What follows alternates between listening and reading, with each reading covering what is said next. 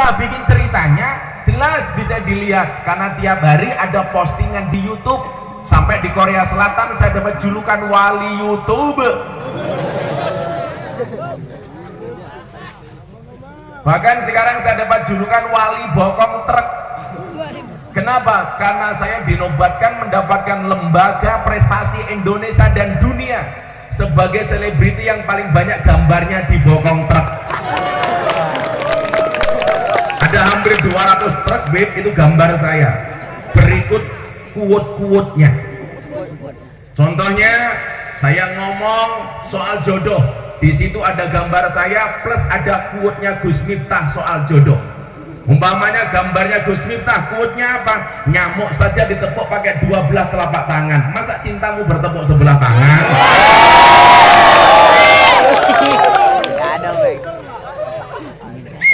Ngomong soal para pendosa, di situ di truk ada gambar saya, ada tulisannya, jangan pernah menghina pendosa seolah-olah tidak pernah berbuat dosa. Yang paling parah beb, satu mobil tangki sedot WC, gambarnya Gus Miftah, tulisannya apa? Silitmu adalah rezekiku.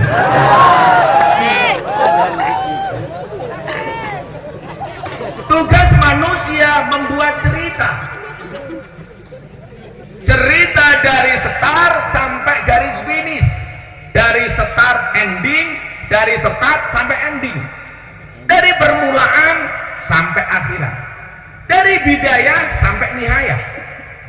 Maka pada akhirnya besok manusia yang akan dikenang adalah cerita-ceritanya. Mungkin hari ini lembaran sejarah mencatat di Wikipedia akan mencatat Gus Miftah.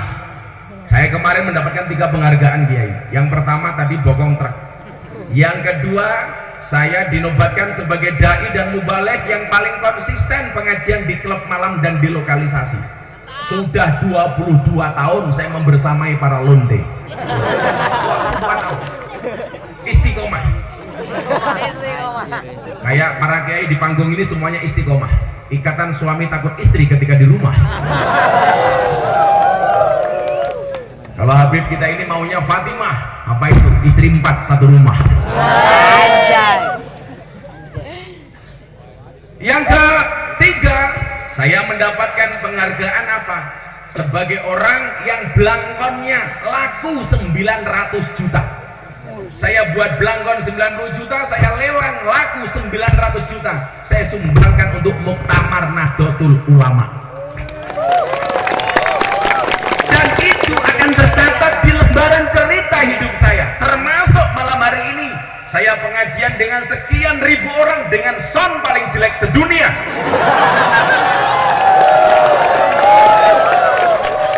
Akan masuk dalam lembaran cerita.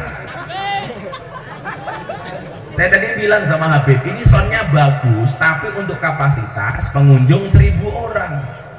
Lah panitianya ini pasti di luar ekspektasi. Kenapa yang datang sebanyak ini? Dia lupa itu datang kiai cakep.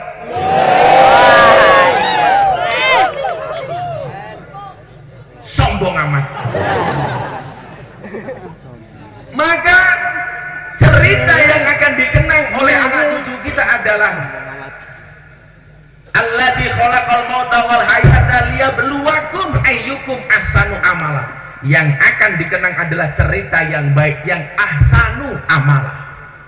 Maka semua di antara kita semua membuat cerita.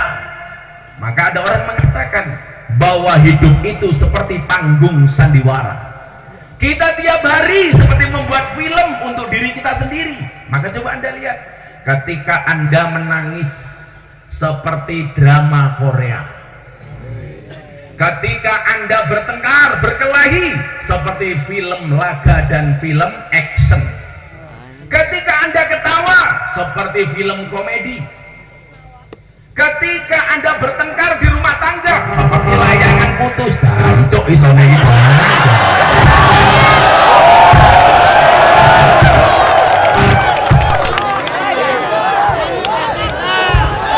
Gak nyaman sekali ya?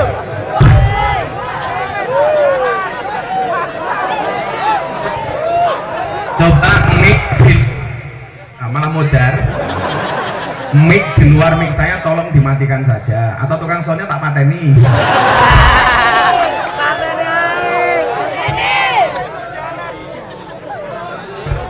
Ini bagaimana saya mau sholawatan, padahal saya mau nyanyi Kartonyono medhot janji.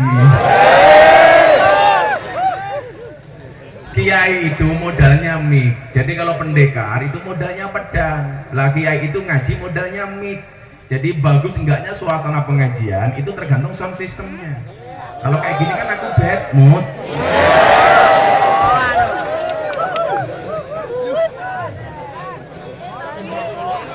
Begitu saya tadi masuk panggung, sebenarnya saya udah ngira ini panitianya pasti romantis. Acara selanjutnya ganti mic. Apakah lebih baik kita lihat? Cek. Mas yang ini dibanting saja ya.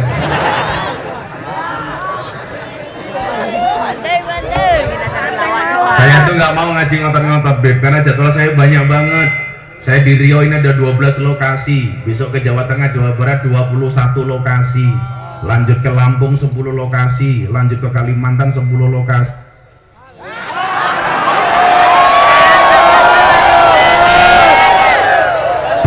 Rusak. Ya Allah, paling ngono sabar.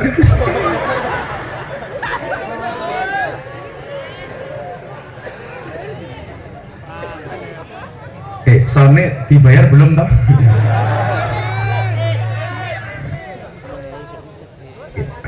Cek.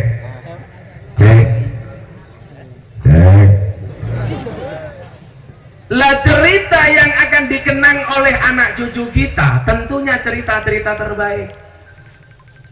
Maka coba ini yang muda-muda dimulai dengan setar yang bagus, bidayahnya harus bagus.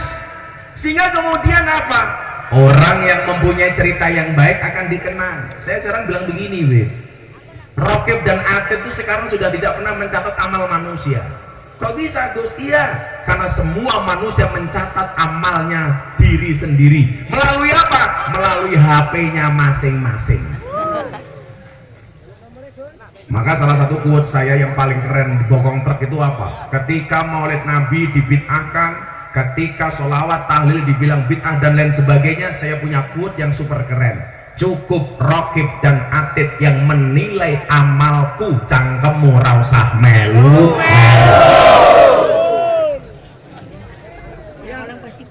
Semuanya sudah mencatat masing-masing. Pertanyaannya adalah, ingat, al yauma nakhtimu ala afwahihim wa tukallimuna aydihim wa tashhadu arjuluhum bima kanu ya. Itu hari di mana mulut dikunci, semuanya besok dikunci. Kalau di dunia yang paling nggak dikunci siapa? Perempuan, karena memang perempuan ditakdirkan untuk menjadi orang yang banyak bicaranya alias cerewet. Kenapa perempuan harus banyak bicara? Takdir, kodrat. Kenapa? Diciptakan dari Hawa. Cangkemnya mangap. Hawa. Banyak ngomong. Hawa. Laki-laki ditakdirkan banyak diamnya. Kenapa? Adam. Cangkemnya mingkem kayak kie. Adam. Tapi besok semuanya akan dikunci mulutnya.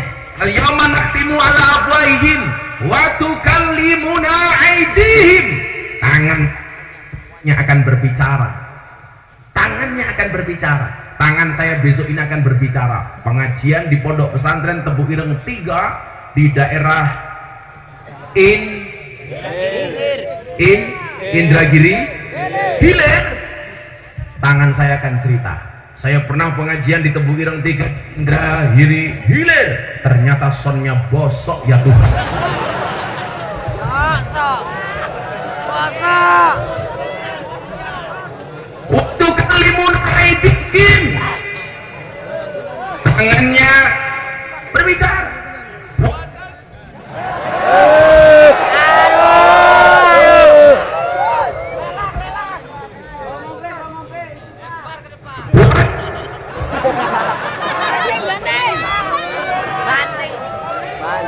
Padahal siang cek namanya Kombes Imam Saputra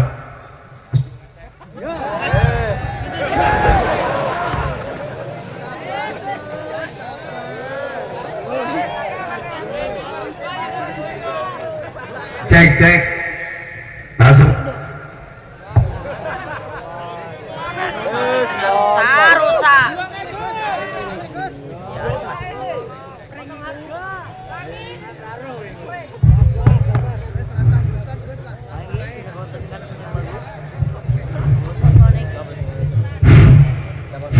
Jangan disebul mat, nabrakmu nggak enak.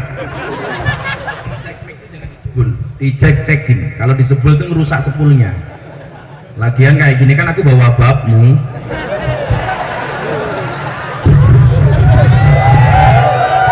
Cek, sebenarnya persoalannya bukan pada mic-nya, tapi soalnya bosoknya.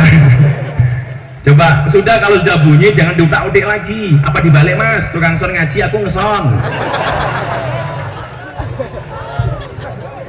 Ya Allah, mau ngaji serius digoda sama San. Bib, pinjam tongkatnya Bib, biasanya pakai tongkat Bib, coba pinjam tongkatnya sini Bib. Nah, Bib, keren sekali Bibnya, Masya Allah lah.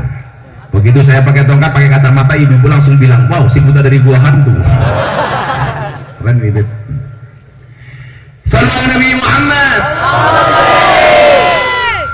Wa tukallibuna aidihim, tangan akan berbicara. Wa tajadu arjum, dan kaki akan menjadi saksi. Bima kanu yaksibun, atas apa yang kita perbuat. Saya bertanya, waktu itu saya pulang pengajian dari Taiwan, tepatnya di daerah Taichung. Jadi Taiwan itu kan banyak, depannya Taiwan, Tainan, Taichung, Taipei. Taimu matamu ya.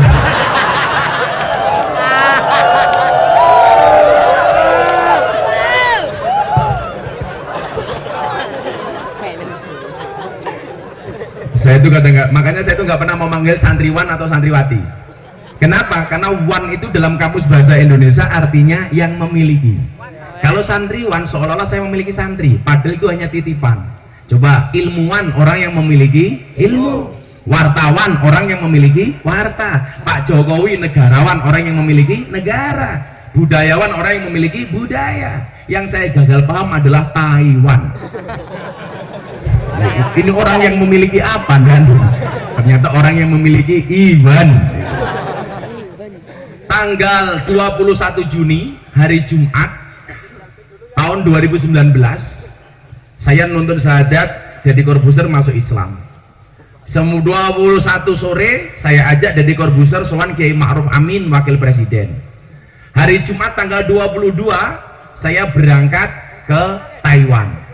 Tanggal 22 saya tanggal 23 saya pengajian ke Taiwan. Pulang tanggal 24 di pesawat tuh saya nggak bisa tidur. Bukan karena pramugarinya cantik-cantik, itu mah biasa. Kan saya pakai kacamata hitam supaya kalau ngelirik dia mataku nggak kelihatan. Di pesawat Beb, anak mikir, kenapa mulutnya dikunci? Yang berbicara tangan, yang menjadi saksi kaki. Kenapa kok dikunci? Saya baca berulang-ulang ayat ini dalam surat Yasin. Why? Kenapa yang ditutup mulutnya, yang berbicara tangannya? Ternyata jawabannya hari ini, orang bermaksiat, berbuat dosa banyak dengan menggunakan jempolnya, dengan menggunakan jari jemarinya. Melalui apa? Postingan di medsos masing-masing. Hari ini orang membuli tidak menggunakan mulutnya, mencaci maki tidak menggunakan lisannya, tetapi menggunakan postingan-postingan di media sosial yang kita miliki masing-masing. Maka saya bilang, hati-hati, jarimu ada harimau.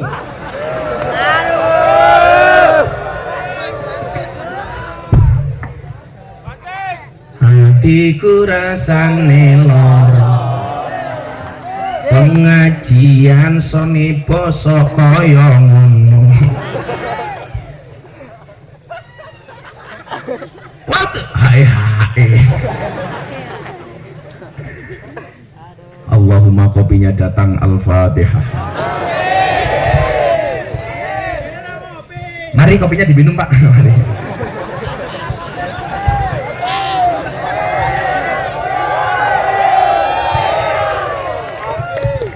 Kompleks sudah penderitaanku. Coba hari ini Begitu gampang kita mencaci orang dengan menggunakan postingan-postingan HP kita. Maka banyak orang ditangkap sama Pak Polisi gara-gara apa? Gara-gara medsos kita. Hari ini paling marak orang kemudian membicarakan agama orang lain, bahkan mempertanyakan Tuhan orang lain.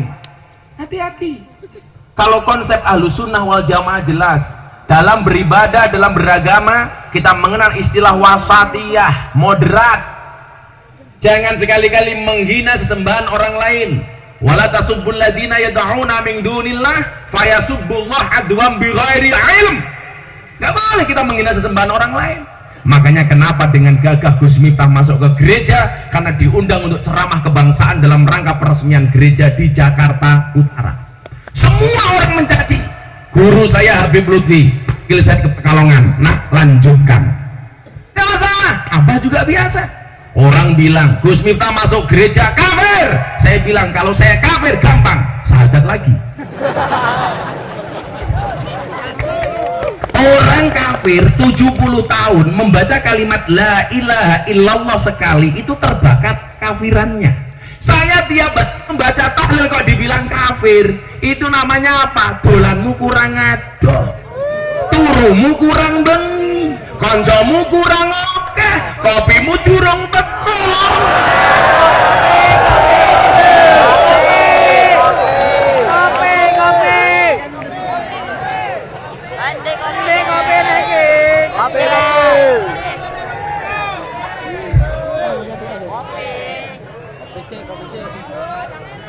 Kita buat hari ini cerita-cerita yang menarik melalui postingan HP kita.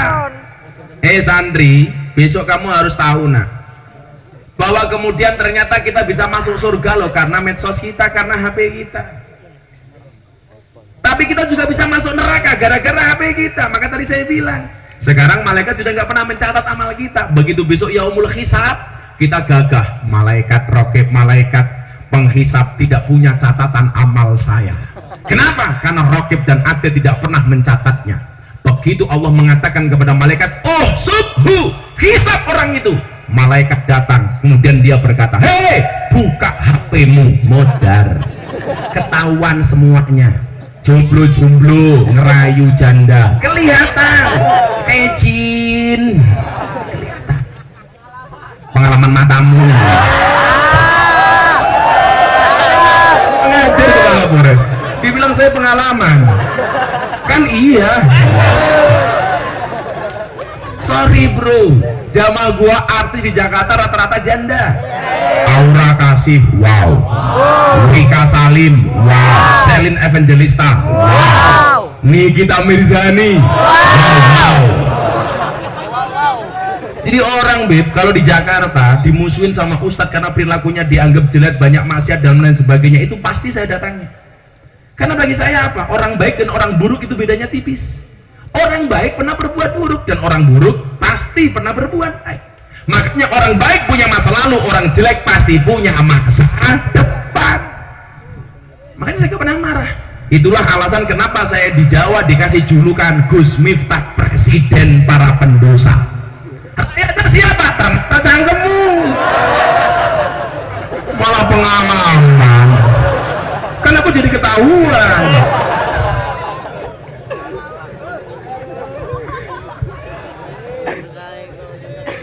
Masya Allah. Kopi. Tolong jangan minta kopi. Saya nggak pernah minta, hanya mengingatkan. Kopi. Habib kalau minum kopi, kopi hitam apa kopi susu? Beb? Kopi hitam, Beb, jangan kopi susu. Kopi susu itu membingungkan. Kopi ini ngajak melek, susu ini ngajak turu kayak ini. Aduh, marah. Saya ulangi, ini semuanya bawa HP. Coba. Video saya semalam di Siak, 1 menit saya sholawatan NKRI, viral. Saya dikirimi di grup-grup menteri. Ada video pengajian semalam saya di Siak, ribuan orang. Semuanya bisa berdakwah melalui ini. Coba kita lihat lagi surat Yasin. Ini pasti pernah Anda baca. Waja'a min aqsal Madinah rajuli yas'a ya qaumit biul mursalin. Kalau ini ayat saya sampaikan, tidak hanya dai yang masuk surga, tidak hanya panitia yang masuk surga, masuk tukang sound system pun bisa masuk surga kalau soundnya mendukung. Maka kita doakan tukang sound systemnya masuk surga pertama kali. Datang ke bis pengajian. Ini persoalannya bukan gonta ganti mic mas, ini mau diganti bolak-balik sama. Ini persoalannya di mixernya, bukan di micnya. Ini kalau micnya sudah bagus, tapi mixernya agak kurang bagus. Saya nggak ngomong bosok loh ya, agak kurang bagus. Atau kalau enggak, operatornya yang kurang pas. Makanya segala sesuatu itu man behind the gun. Ada orang punya pistol yang dipakai polisi untuk nangkap penjahat, yang pakai penjahat untuk maling, yang pakai kamu untuk nembak jomblo. Jadi persoalannya bukan pada mic-nya, ngapunten. Ini pada operator atau mixernya. Yes, saononnya lah. Nanti kalau mati ya kita pengajian dianggap selesai. Kan mau panjang mau pendek tetap sama, jatahnya nggak jelas. Matamu. Aja ngomong amplop. Kalau kamu ngomong amplop, saya gampang pada Pak Polisi di sini akhirnya Kapolres. Kau ngundang kiai tidak diamplopi, itu jelas kriminalisasi ulama. Itu melanggar KUHP pasal 378 penipuan. Sudah dibawa ketua panitia Gus, tapi nggak dikasihkan ke Gus Miftah. Pasalnya beda lagi, 372 penggelapan. Dikasih Gus, tapi isinya cuma sedikit, 352 perbuatan tidak menyenangkan. Kan saya sama Kapolres pangkatnya sama, AKBP. Dia ajun komisaris besar polisi, aku AKBP, aku kiainya bawa polisi. Wajah min aqsal Madinah, telah datang dari sudut kota rajulun, seorang laki-laki, yas'a, dengan tergesa-gesa. Pertanyaannya adalah siapa rajul di sini? Dalam tafsir nggak pernah disebutkan, tapi ada satu mufasir yang menyebut bahwa rajul yang dimaksud di sini adalah Habib Surah An-Najjar. Beliau siapa? Bukan ulama, beliau bukan kiai, beliau bukan nabi, tetapi apa? Tukang tebak.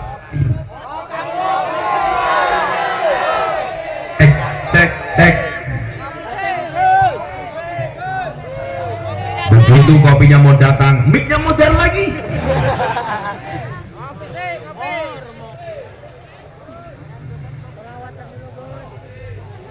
Siapa tahu kopinya datang, soalnya jadi benar.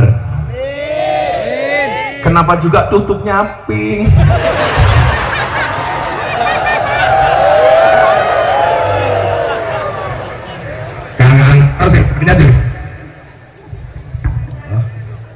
Oh, kamu jomblo? Oh. Saya itu nggak pernah minum kemasan-kemasan kayak gini, Pak. Jadi rahasia saya sehat, badan saya fit karena saya nggak pernah minum air kemasan. Jadi saya nggak pernah minum soft drink, soft pack, saya nggak pernah minum. Kita kasih kamu. Nangkapnya pinter banget, mantan copet ya.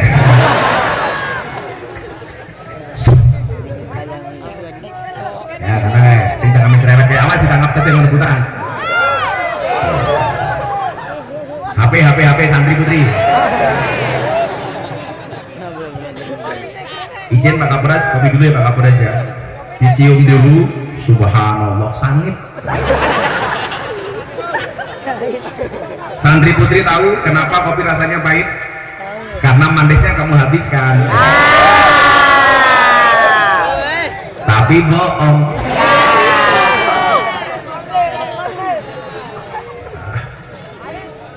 Ya ibu-ibu muslimat, sugeng dalu ibu-ibu. Saya itu mau lihat muslimat sama fatayat nggak perlu lihat seragamnya, cukup dilihat dari baunya. Fatayat baunya parfum, muslimat balsem.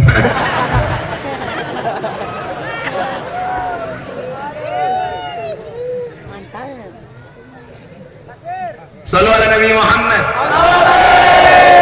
Udah ini setelan agak lumayan, jangan doa adek lagi. Ya kopi sih sebentar lagi. ping ping. Dimakan loh Beb, jangan malu loh Beb. Pak Kapolres diminum. Oh siap.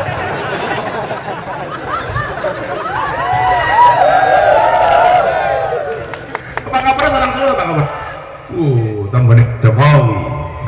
Pantesan kurus kayak Pak Jokowi. Pak Kapolres kopenya gegeden. Pak Bupati diminum Pak Bupati. Jangan malu-malu loh Pak Bupati. Nanti pas saya ngaji, saya ngopi, itu sambutan ya. Nanti setelah pengajian selesai. Nanti pengajian Pak Bupati. Ini sambutan. Saya tak ngaji sebentar, saya jeda ngopi. Pak Bupati sambutan 3 menit.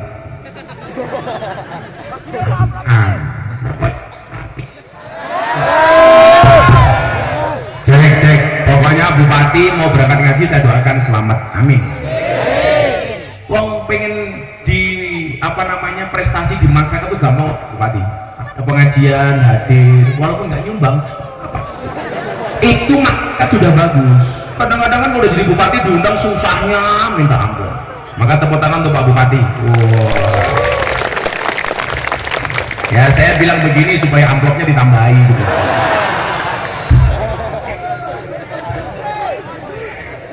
Besok Pak Bupati insya Allah pengajian ngundang sendiri. Ya kan? Mosok Bupati mau numpang. Terima kasih Pak Bupati, Pak Kapolres, matur nuwun. Jadi yang namanya Habib Suro An-Najjar itu profesinya hanya tukang tebang kayu. Maka namanya An-Najjar. Tukang tebang kayu. Tapi Anda tahu, ketika Habib Suro An-Najjar, rajul ini mati, alam langit itu bergemuruh, malaikat nangis, nabi nangis, semua nangis, penduduk langit menangis. Pertanyaannya, apa keistimewaan dia sampai membuat alam langit menangis padahal dia profesinya hanya tukang tebang kayu? Ternyata jawabannya apa? Yang dia lakukan adalah qala ya qaumit tabi'ul mursalin. Setiap kali ada rasul, ada nabi, ada dai ngaji, Habib Suro ini orang yang suka ngajak-ngajak orang lain untuk menghadirinya. Artinya apa? Habib Suro An-Najjar itu adalah panitia pengajian. Jadi ibu-ibu muslimat itu luar biasa. Begitu ada pengajian ibu-ibu woro-woro, ayo ngaji. Itu kelasnya seperti Habib Suro An-Najjar. Mati ditangisi oleh alam langit. Artinya apa? Semua di antara kita adalah agen dakwah. Melalui apa? Melalui HP-nya masing-masing.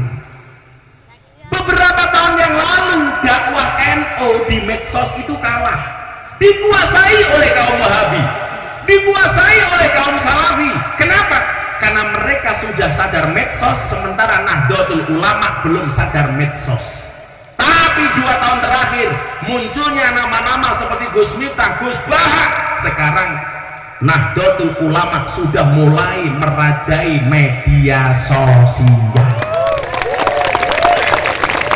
Sekarang hitung-hitungannya begini, Pak Kapolres punya pistol. 1 peluru hanya bisa nembak 1 kepala. Coba kalau kamu punya postingan, sekali kita posting bisa menembak jutaan kepala orang. Kenapa potensi dakwah itu tidak kita lakukan? Coba Anda buka Gus Miftah di tagar, Gus Miftah di TikTok. Kan kita anak TikTokers. Begitu kamu buka Gus Miftah di TikTok, tagar yang paling atas Gus Miftah, berapa? 425 juta tagar. Bawahnya lagi Gus Miftah viral 9 juta, Gus Miftah quote 10 juta, Gus Miftah lover 9 juta. Kekuatan medsos. Bukan masalah sombong atau enggak, bro. Apa artinya aku sombong sama kamu yang enggak mutu? Ini uswah, ini contoh betapa kemudian ketika kita mampu memaksimalkan medsos, ini adalah ladang dakwah. Maka pesan saya untuk adik-adik yang punya medsos, tolong yang di follow ustadz-ustadz ahlus sunnah wal jamaah, yang di follow habib-habib yang menenteramkan, yang membuat nyaman, jangan yang sukanya provokatif, yang membenci negara, yang menjelek-jelekkan pemimpin, karena itu bertentangan dengan Nahdlatul Ulama.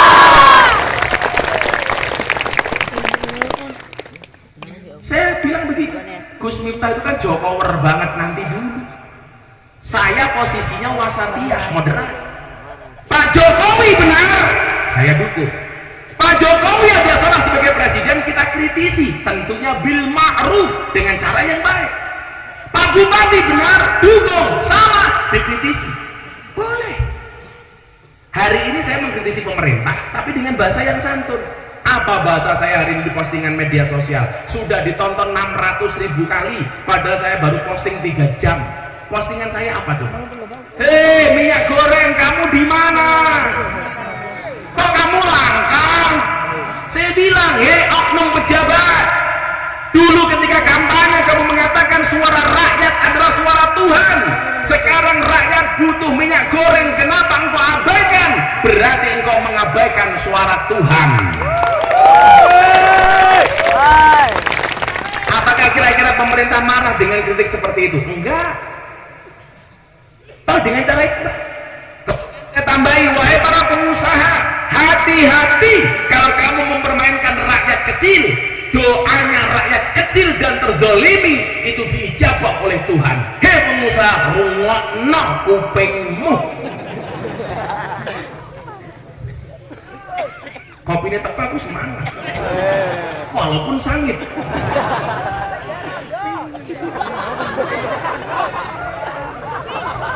Wargamu itu loh Pak.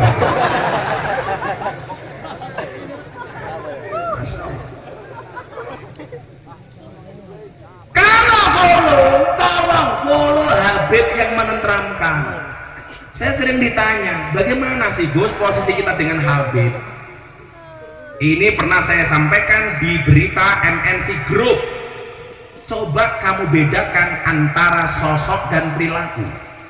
Selaku dzurriyyahnya Kanjeng Nabi wajib untuk dihormati, tetapi perilaku dan tindakannya tidak wajib ditaati.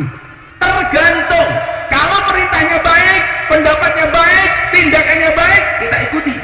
Tetapi kalau tindakan dan perilaku serta pendapatnya tidak baik, sosok Habibnya tetap wajib dihormati, tetapi tidak wajib ditaati. Saya bilang sama Banser, Banser, kamu nggak boleh benci Habib Rizik. Walaupun kita berbeda pandangan dengan Habib Rizik, wajib selaku dzurriyyahnya Kanjeng Nabi dihormati. Tetapi ketika provokatif, tindakan, pendapat dan perilakunya tidak harus ditaati. Maka kenapa kemudian dalam kitab Tahlimul Muta'allim seperti yang dibahas oleh anak-anak Tebuireng, apa? Di situ ada kaidah al-hurmatu khairum minat ta'ah. Hormat itu lebih didahulukan dibandingkan taat. Itulah adik-adik santri putri. Ya. Enaknya kalau punya santri begini. Sekarang banyak orang yang tidak tahu ngaji, nggak pernah ngaji di pesantren, tapi di ustaz. Ngeri sekali. Kamu jangan bilang Gus Nur, nggak boleh. Kamu malah nyebut Gus Nur, kan aku udah ngempet. Kamu jangan nambah orang. Kok Gus Miftah nyebut, mencontohkan, malah nyebut-nyebut. Emangnya dia siapa? Coba kan kalau santri ini enak. Saya contoh begini, saya pernah dihakimi di medsos sama teman-teman FPI. Padahal konteks yang saya bicarakan itu adalah ilmiah. Jadi begini, Pak Kapolres, Pak Bupati, Deddy Corbuzier itu sebelum masuk Islam, bulan Ramadan terakhir ketika dia sebelum masuk Islam, dia kan nggak puasa. Saya datang ke rumahnya membawa masakan Padang, karena Gus Miftah itu hidupnya seperti rumah makan Padang, sederhana sih tapi semuanya ada. Sorry ya, sombong matamu.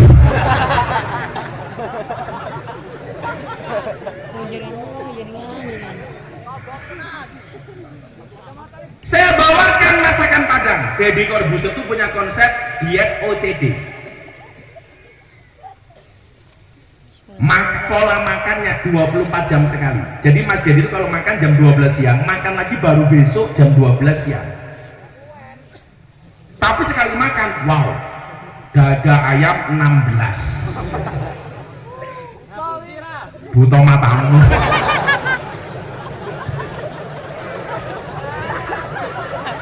Dan warganya Pak Bupati nganyel lagi tenang. Kita tak santet ganteng loh ya. Yaudah yang ngomong tadi buto tak dongaka, mudah-mudahan istrinya cantik, rezekinya lancar. Nomor 3 kamu jadi ganteng, ngimpi. Enak amat. Akhirnya apa? Ketika saya kasih makan di bulan puasa, dia kaget. Loh bro, kok kamu bawain gua makan? Kan lu puasa, gua kagak. Saya bilang sama dia, emang ada ajaran agama Islam yang melarang membawakan makan bagi orang yang tidak berpuasa? Ya nggak ada sih. Tapi lo aneh. Anehnya di mana? Di saat banyak ada ormas yang teriak-teriak nutup rumah makan di bulan puasa. Bahkan nutup rumah makannya kata Pak Kapolres menggunakan takbir. Takbir! Sejak kapan Allahu Akbar untuk nutup rumah makan? Makanya kalau saya dengan Pak Bupati nggak usah takbir, Pak. Takbir!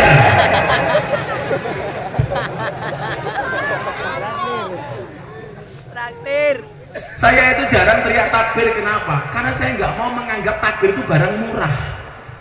Kalau dulu zaman Belanda, penjajahan para kiai, begitu meneriakkan kalimat takbir, mohon maaf, kacang tanah diteriaki takbir Allahu Akbar oleh para kiai dilempar jadi granat.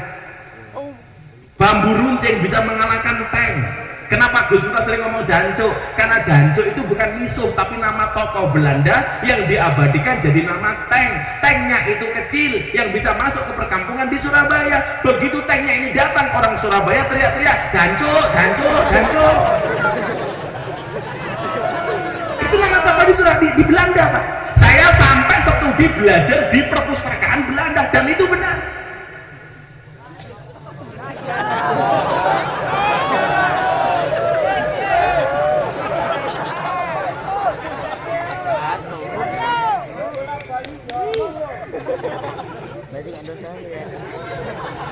Ini jangan gitu ya. Pak Bupati itu warga Jawanya berapa persen Pak Bupati? Ada 40%. Oh, 40%. Masa cuma 16% Pak Bupati? Ini Jawa semua. Kamu jangan menghina aku. Makanya hari ini saya mengurangi banget, paling kalau saya teriaknya shollu ala Nabi Muhammad. Bukan saya nggak mau takbir, jangan jual murah. Saya aja shollu ala Nabi Muhammad, dia malah teriak, ayo mulai. Akhirnya kita podcast. Jadi tanya begini sama saya, lo kenapa bawain gua makan? Kan lo nggak puasa, nggak ada larangan. Bagi saya, makom tertinggi dari shaim, orang berpuasa, adalah ketika dia mampu menghormati orang yang tidak berpuasa. Jadi bukan kita orang puasa pengen dihormati oleh orang yang tidak berpuasa. Kenapa? Karena as-shaumu li, puasa itu untuk wa ana ajza'ubi, dan aku yang menggantinya, kata Allah. Aku akan membalasnya, kata Allah. Jadi kalau saya puasa hanya pengen minta dihormati oleh orang lain, fungsinya apa puasa saya? Karena puasa saya hanya untuk Allah.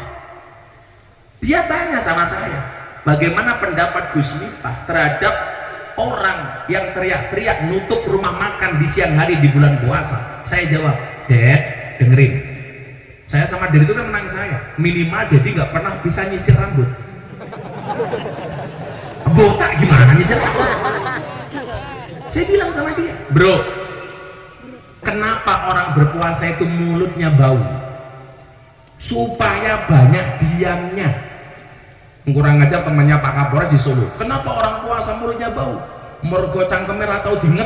Ya Allah, mambu. Orang berpuasa itu mulutnya bau supaya banyak diamnya. Makanya orang berpuasa itu salah satu hikmahnya apa? Menumbuhkan sensitivitas terhadap kemiskinan, terhadap kelaparan.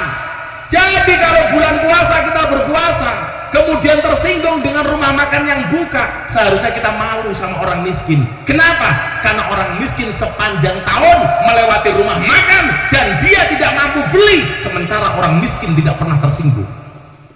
Kita cuma sebulan, kenapa tersinggung? Maka bulan puasa yang harus ditutup itu mulutnya, bukan rumah makannya, tapi cangkemnya. Jelas. Akhirnya Pak pesertanya mas saya tentang iman, mahal iman. Jadi tanya sama saya, Gus, iman itu menurut kamu apa? Saya bukakan kitabnya adik-adik santri anak ibtidaiyah, Jawahirul Kalamiyah. Di situ ada kalimat as-su'al, kaifal iman atau mahwal iman. Jawab, al imanu huwa an-nak taqidah annallahu subhanahu wa ta'ala muttasifun bijami'i sifatil kamali wa munazzahun bijami'i sifatin nuqsani. Apa kata Jawahirul Kalamiyah? Jadi iman itu apa? Meyakini